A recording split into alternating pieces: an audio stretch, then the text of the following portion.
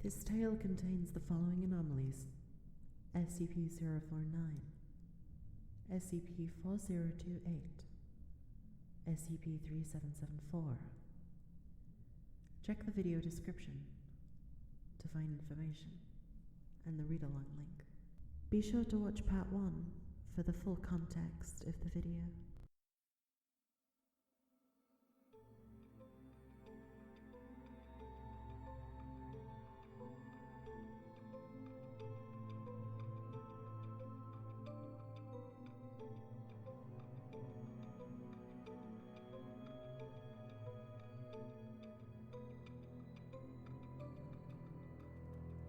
Two piles of books sat next to the doctor. The group on his left was neat and audible. Books stacked carefully, each atop one another. The heap to his right was much larger, much more mound-like in shape. Each new edition tossed carelessly atop the pile.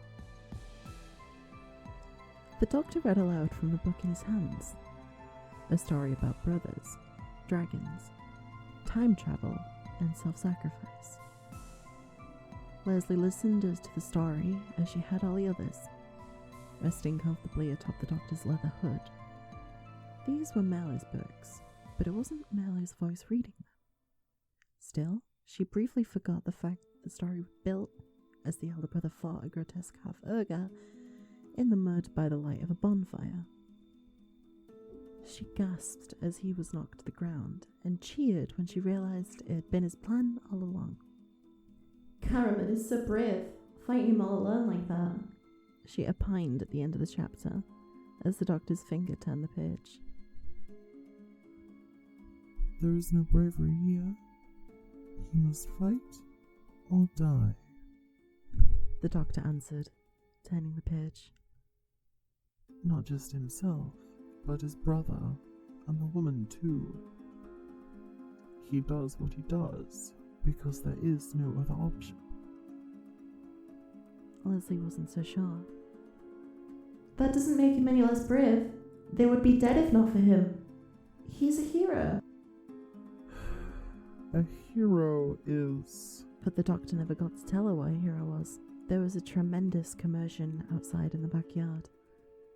In all the time they had spent there, they had heard the wind make some pretty strange noises. But this was different. The wind never galloped. The wind never crashed into something hard enough to shake the house. The wind, especially, never spoke Spanish. Y hace, felmente, el último gigante ha muerto. Puede vivir en paz, a voice bellowed. The plague doctor and Leslie made it to the back door, looking out at the scene. Mella's decorative windmill lay dead. A dinner knife, tied to the end of a broom handle, lanced through its spokes. An equally collapsed horse lay nearby, and to the doctor's eye, the beast was in rougher shape than the windmill. The nag looked ancient enough to have seen humanity's end. Hell, it looked old enough to have seen its beginning. A mustachioed man stood up at the top of the felled structure, pulling his makeshift lance from the vein. He stopped when the doctor cleared his throat, rounding down the noise and drawing a sharpened piece of carbon bar from his waist to level at the new threat. Y soy Don Quijote de la Mancia, el valiente señor y enemigo de monstruos. Identificate, demonio. Two stop signs, riveted together, made us curious. A colander was his helmet. Chicken wire formed his greaves. The doctor broke into laughter. Not the quiet, polite laughter he sometimes offered Leslie's jerks, but a spasm-inducing belly laugh, wrecking him, doubling him all over. Before long, tears were streaming from his mask. Leslie was terribly confused. She didn't speak Spanish. The night sword lowered slightly at this display, studying the black-robed man as he began composing himself, wiping his mask clean. Very well then. said the doctor finally. In that case, I am Victor Frankenstein, a doctor. He snarked, and almost fought off another chuckle. Leslie flew from the plague doctor's head to study the black-robed man, confused. He had read her the story of Frankenstein before. It was somewhere at the bottom of the mountain of books. Why on earth had he said that? Still, she remained quiet for now, small and unnoticed between the two. A pleasure to meet you, good Dr. Frankenstein. It seems I am just in time. The knight sheathed his sword and took his helm from his head, holding it in the crook of his elbow. His English was fluent, but unmistakably accented. He approached the doctor, offering him an antiquated salute, then peered curiously around him into the house. Might I ask for what or whom you're looking? The doctor asked, perplexed, as the man of La Mancha's inquisitive gaze peered into the darkened building. The princess, the one held by the giant, he gestured to the felled yard ornament. She who has been separated from her true love. Leslie? Me? The knight turned to the source of the small voice, his wild eyes finally falling on the gently hovering mosquito. Ah, my lady. Yes. He knelt on the dry glass. Please, allow this most humble knight to escort you to your love. Leslie felt sick to her stomach at this mockery. She landed again on the doctor's hood. Merle, is... She stopped. No, it was the truth and she had learned to live with it. Merle is dead. Ah, then it is most fortunate we have the fine Dr. Frankenstein to accompany us. The doctor's eyes widened. No, The doctor was cut off. Don't doubt yourself, doctor. Don Quixote rose and put his hand on the plague doctor's forearm, tilting his chin up at the small mosquito on his head. For her sake. Could you really do that, Doctor? Leslie asked, moving to the front of his hood to look down at the long white mask. Could you revive Merle like you did with me? She could feel the doctor grit his teeth through his hood. perhaps. The doctor admitted eventually. Though we would need to find him. He pulled his arm from the knight's grasp, extended his arm wide around to his side, offering for them to take in the abandoned world around them. And that, without a doubt, is beyond my abilities. Bah! The knight stirred quickly and withdrew his lance from his foe. That is the simplest part. He moved to stand beside the horse, who was, against all logic and in apparent violation of several physical laws, standing up. We have the greatest tool of navigation known to man, a lover's heart. The trio rode day and night, only stopping to let Rocinante graze and sleep. Per Don Quixote's insistence, Leslie rode the nag, with the two men falling on foot. Day followed night, and they marched. Nuclear rain fell. Scorching winds howled. And still they persevered. Leslie held, deep within her processes, a seed of doubt. She followed not her heart, as the mad knight had suggested, but the satellite beacon in her brain. Site 42, she had decided.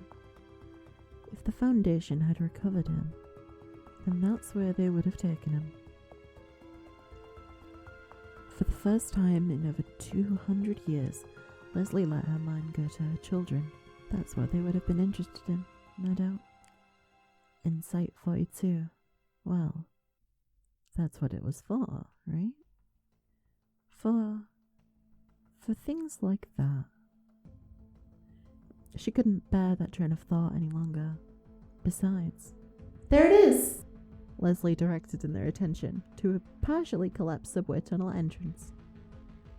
She flew from the horse's back directly into the darkened tunnel. The two men exchanged quick glances and took off at a run after her, the knight's armor clanging loudly with each step. Rocinante, glad for the respite, collapsed in a heap at the side of the road. The two caught up with her outside of a locked service door, buzzing around the keypad next to it. I don't know how to get in. I don't know how to open it, she told them frantically as they approached. The knight studied the door for the moment, and then announced, "Even the greatest barriers cannot hinder the pursuit of true love." The doctor stood aside as Don Quixote's lance turned the metal door into shrapnel with a single thrust. Site 42's hallways were white, sterile, and completely devoid of human life. Leslie was off like a shot, the site maps already loaded up in her memory. She knew where they would have Melee if he was here at all. The tiny book was hard to follow. The two men nearly lost her several times. "Hurry, Victor! We must run with the speed of love as well," the knight bellowed as they picked up the pace. The doctor, exasperated, redoubled his efforts, panting. He hadn't the opportunity to do much running in the past few centuries. When he finally caught up with them, doubled over, wheezing, and desperately wishing he could sweat, the knight and the mosquito stood in a room with a dozen tall glass cylinders. He finally caught his breath and he studied the bodies frozen within the glass. A fine layer of frost lining the inside of the tubes. He felt his heart sink. Leslie had described Melee in exacting detail and he was certain of it. None of these people were Melee.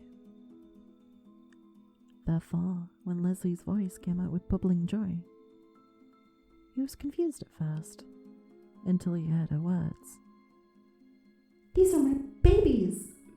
She was flitting between 4 of the Stacy's tubes, studying their faces closely. They were young children, perhaps 6 or 7 years old. The doctor squinted. Their faces were not entirely unlike how she had described Melee's. "Doctor, Sir Knight, my babies!" She was blubbering, no doubt thankful she didn't have tears to blur her vision. "Oh God, get them out of here. Are they okay? Doctor, please tell me they're okay. Please tell me you know how to get them out. They're safe." The plague doctor studied the bodies for moments, pondering. He stole a quick glance over at Don Quixote, who was beaming and muttering sweet nothings about the nature of love to no one but himself. One odd fellow, he thought. Then, though who am I to judge? He pulled himself from his reverie and nodded. Yes, it should be a simple procedure. Months had come and months had gone in the subterranean facility. The children had learned how to use the food extruders, and the doctor had no worries that they would survive. Indeed, thrive in their new home. Leslie and the children had all they could need in the confines of the Foundation facility. The procedure had gone well, and the 3 boys and girl had recovered quickly, taken quite well to their mother. Granted, it'd take them a while to explain that Wesley was, in fact, their mother, but she loved them, and she assured him that they, someday, would come to love her.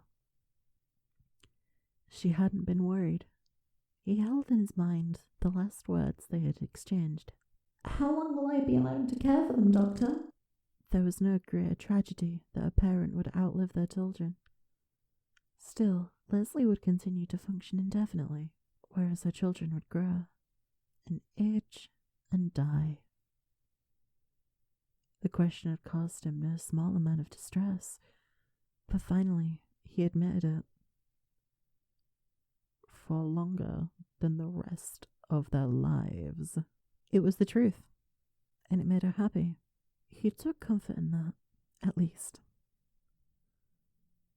Dawn's light shone down on the ruined city. on the black-robed figure standing alone at the threshold to the secret entrance of Site 42. Don Quixote had ridden away the night prior, told them that a night's work was never finished, and left as madly as he has come, riding through a glass storefront into the mist of history, and then riding back out of the glass storefront and down a street. But the doctor resolved not to remember the last part. He stood alone and looked at the broken world around him. A sick, dying world. A world in need of a cure. And so he walked